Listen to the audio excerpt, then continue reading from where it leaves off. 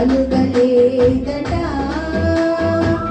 అయినా సత్రముల చోటు దొరుకుట సాధ్యపడలేదట. ఆకాశములను పరచిన వానికి ఆయన తనయుడట.